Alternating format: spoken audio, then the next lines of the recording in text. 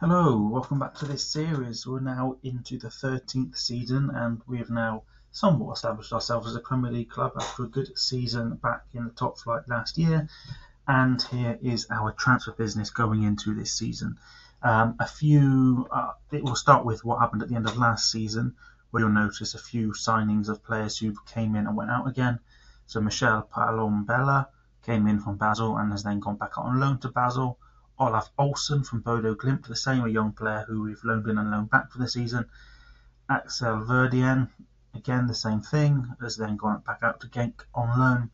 And the only other one that hasn't gone back out loan is Dusan Bogdanovic, who has come in actually with quite a bit of ability and gone into the first team where he has featured a few times. So if I then go to this season's transfer business, a lot of moves out. If I sort it by profit, you'll see that there were a lot of loans and a few players that we let go on a free. I'll scroll through those loans. You might recognise a few of the names, you may not. Great Holder is one that's been around for quite a long time. Scott Reed was the backup goalkeeper last year. He is out on loan. And then we also made a bit of profit on a few players. Fabio Silva was the Guinea-Bissaoan that had been around the first team for a while, but we decided to let him go. Sarago, Brian Ryan, Steve Stevenson, Lamine Barry. Gajicki had a few games around the first team in previous seasons, has gone. Bygard, who we always thought would be the long-term right-back, didn't really develop as much as I wanted out on all of his loans, so he has gone. And we couldn't really turn down an offer from Atalanta for Lucas Savic for 27.5 million. A player that was kind of, he's young, he could have still developed, but it was starting to show that he didn't have a huge amount of potential, and so I decided to take the money on him with us having plenty of options on the left wing anyway. And then in terms of players that came in, a couple of frees. Disas Jansa, who's come in and played until he got injured a couple of games as a holding midfielder, and Melvin Blanc has come in to play at right back. He is one with quite a lot of potential as well.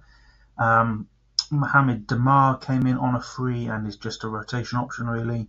Bryce Walsh from Larne has gone into the youth academy. We paid 450,000 for him. Roger Fernandez on loan again as another backup option and nothing really any more than that. And Jose Alberto, a new first choice goalkeeper who has come in and started playing. So that's where we are in terms of the squad. And if I show you the table, it's not been a bad start. 1 win, 1 draw, 1 defeat. 4 points, but goal difference because we had one quite sizable win. We can't see that. I'll take you to the games in a second. We are in 8th. This is where we stand so far. It was a 3-0 win over Derby, the good win that took us up to the position we are in. A draw against Brighton. And although we beat Birmingham in the second round of the League Cup, we lost to Premier League at Derby, who we've previously beaten in the League 1-0. I did play a fully rotated team, so that's not a huge surprise. But we have 3 games before the long international break that runs between the middle of September and middle of October. And hopefully by the time I provide you, or in fact let me show you how we are lining up at the start of this season as well. So the new goalkeeper Alberto in goal. We've got Blanc, who I just showed you, came in from PSG, starting at right back. Ross Wright, who was playing at right back last year, is now going to play at centre back. And Pavlychuk has now really developed, and he has a lot of potential to be a real star. With Kurt remaining at left back. Jansa, the new signing, and Beardmore, who's been with us all the way through the leagues, has continued there. Bassani, Ebong, and Flego are players you should recognise from last year, and the big signing last year, Yildirim, has kept his place up front. And that's how we've been, and we've started reasonably well, so hopefully we can keep it up, and I'll be back with another update at the end of the January window. So we have made it to the end of the January window, and the form has been quite mixed. As you can see here, defeats away at Southampton was a bit disappointing, as it was to lose to Middlesbrough in the FA Cup. But there are a few shock results. We beat Liverpool 2-0 at home, which was a big turnaround after a pretty disastrous December. A couple of good results in November. And really, it's kind of, again, been what you would expect. If I take you to the Premier League page, we are 12th. It's very tight. Bournemouth are only 2 points above us in 8th.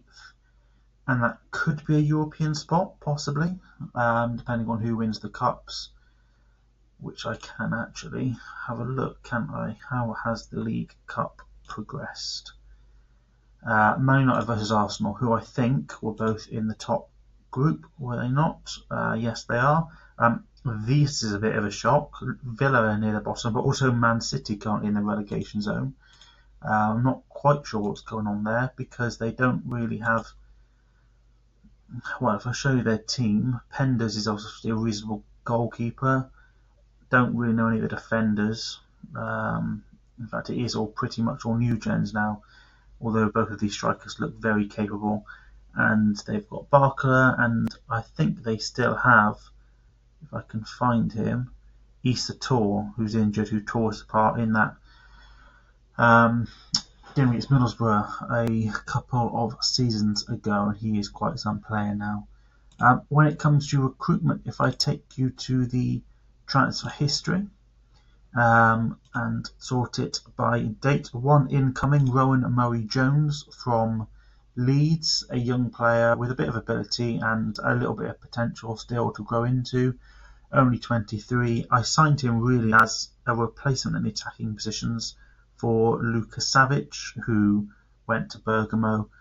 We have quite a few players that could come into that position, as I will show you if I go to the tactics. We are switching again between the direct counter-attack, which has been working generally quite well, and the less successful gegenpress system. Flego came in and kind of took Savic's place, which is why I was happy to let him go.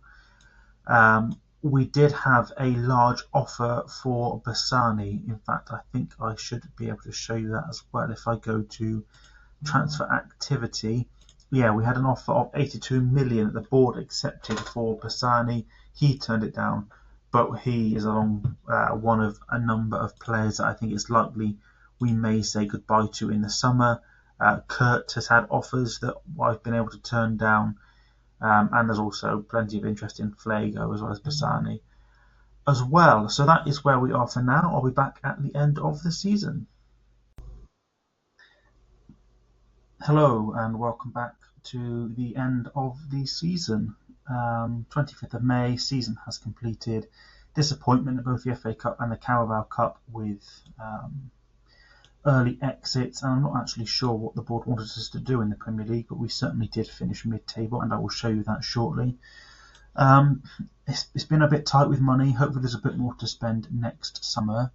But if I take you to, let's start with the fixture schedule. Again, a fairly up and down. We carried on some reasonable form into February with a good home win against a Man United team that finished right at the top. I can't remember whether they finished first or second. I think Spurs might have picked them on the final day to the title. And Sunderland, again, then a bad run into March, but then a pretty good run to finish the season with fairly successful results really all the way through April and May. Only defeats to Man City and Chelsea, again having success sitting a little bit deeper and trying to counter-attack with this kind of system. Beardmore really come into his own, the player that came all the way through from the very first season with us, as has Matsunagane, who's kind of cemented his place in there. It's been between Flego and Bassani in the attacking midfield position, but the emergence of Murray-Jones, who had a good second half of the season, has pushed Flego back into that attacking midfield role, although there's a good chance that it will be that come the start of next season. Pavlychuk is far too good for us. I think he will end up moving on in the summer just because we can't afford to keep him around. He does want to leave, as does Kurt, but Kurt wouldn't be quite such a loss because we've got a bit of a queue of young left backs and left-sided defenders that could come in and take that position. Originally, so Yildirim is our man, or has been our man up front, and he did want to move on at the end of the season, but I've convinced him to stay for another year, and he will probably start as our centre-forward next season as well. But there will be a fair amount of turnover. If I show you some of the expiring contracts, we almost got the Yildirim contract over the line. He has agreed to it, needed to be confirmed, but I think we'll let go of Kelly, Van der Voort and Engels, and then someone like Anderson we probably need to convince to take much lower playing time, so we'll have to work on that over the summer, but he does seem to be happy with being a squad player. I have lined up quite a few deals of promising young players again this summer, but we'll have to wait and see how many of those we can get across the line. Although I would expect quite a bit of money to come in if some of those more established, high potential players do end up moving on. As for the league here, it is Spurs pipped Man United on the final day. Man City recovered from their relegation form in the first half of the season to finish 10th, and we finished 13th, comfortably mid-table, with Leicester, Brentford and a really poor Villa team going down. What I will show you very quickly, I thought it might be worthwhile showing, was the FA Cup. Not because we did well in it, obviously we were defeated early to Middlesbrough, but because of the bizarre winners. QPR have won it this season over Chelsea in the final. But if I show you the past winners, you'll notice here that Derby, that was the season we got to the semi-final, Derby won it in that year, and Fulham have won it as well, but Fulham did finish in the top end of the Premier League this season, so maybe that wasn't a huge surprise that they had success last year. In terms of overall performances, I don't think we ranked particularly high or interesting. Kurt actually was the most tackles won, which shows that we were sitting quite deep and required him to be fairly solid defensively. But I think that's going to be it for this episode, and I will see you in the next one where we have a go at maybe if we can put together a slightly stronger squad challenging for some of the European places, and maybe a cup one, who knows. See you in the next one.